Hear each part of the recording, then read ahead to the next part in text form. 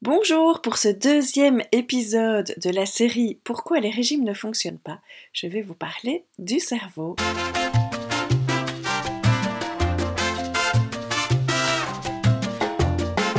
Savez-vous que notre cerveau fonctionne 90% du temps en mode pilotage automatique? Et en fait, il y a une raison toute simple à cela, c'est que si nous devions tous les jours tout réapprendre, eh bien nous n'aurions jamais évolué. Toutefois, cette fantastique capacité du cerveau peut parfois nous jouer des tours et c'est ce que je vais vous expliquer aujourd'hui. En fait, il y a plusieurs zones de notre cerveau qui entrent en ligne de compte quand nous devons prendre une décision. La première, ce sont les territoires reptiliens. C'est dans cette zone de notre cerveau que nous gérons le stress, soit par la lutte, la fuite ou par l'inhibition de l'action. Cette partie de notre cerveau, elle fonctionne de façon très automatique, de façon très rapide. Il n'y a pas beaucoup de réflexion à ce niveau-là. Quand nous sommes en danger, notre cerveau réagit. La deuxième partie de notre cerveau qui va entrer en ligne de compte quand il y a une décision à prendre, eh bien, ça va être notre cerveau paléolimbique. C'est là qu'on va gérer les rapports de force, les relations avec les autres. Et là aussi, cette partie de notre cerveau est une partie qui fonctionne en mode automatique de façon très rapide et de façon très intuitive, très instinctive. Elle va assurer notre sécurité au niveau du groupe, notre place au niveau du groupe.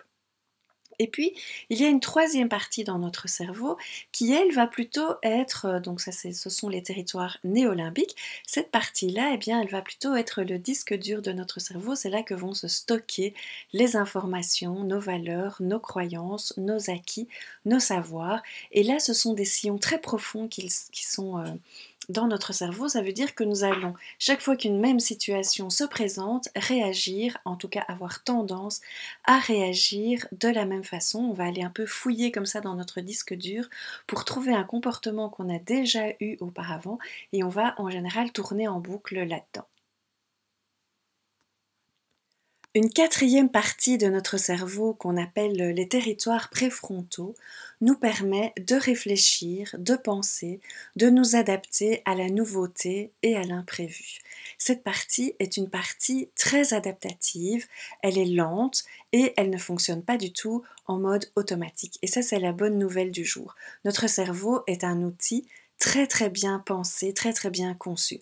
Ça veut dire que nous avons donc différentes zones dans notre cerveau, trois zones qui assurent notre survie, qui nous permettent d'évoluer au quotidien, et puis une partie de notre cerveau qui nous permet de penser et de nous adapter. Lorsque tout ce petit monde fonctionne en harmonie, chaque partie assume sa part du boulot pour faire de nous des êtres qui évoluons, qui agissons, qui fonctionnons, mais qui pensons également. Le drame, c'est que tout va de plus en plus vite, la routine prend le pas sur les temps de réflexion, et ce qui se passe, c'est que notre cerveau automatique finit par fonctionner le plus souvent et nous englue comme ça dans des comportements automatiques. C'est ça qui va faire que quand on rentre du boulot, eh bien parfois on a besoin de se jeter sur la nourriture pour décompresser, pour s'apaiser, pour se calmer et pour prendre ce temps de retour à soi.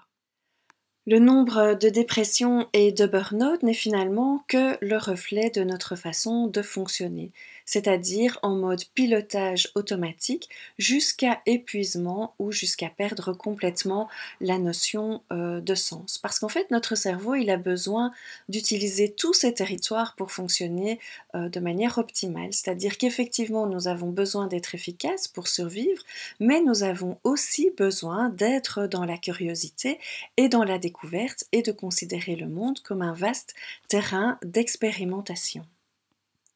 L'objectif, c'est d'être capable de nous adapter à la réalité telle qu'elle est et non pas telle que nous voudrions qu'elle soit. Alors je vous propose un petit défi. Et si notre bonne résolution, c'était d'apprendre à vivre la vie telle qu'elle est justement avec ouverture et curiosité, au lieu de vivre sa vie personnelle avec peur et besoin de contrôle. Je pense personnellement qu'essayer d'être dans le flux de l'existence en utilisant davantage notre libre arbitre et notre intelligence nous rendra plus heureux. Alors je vous propose d'essayer.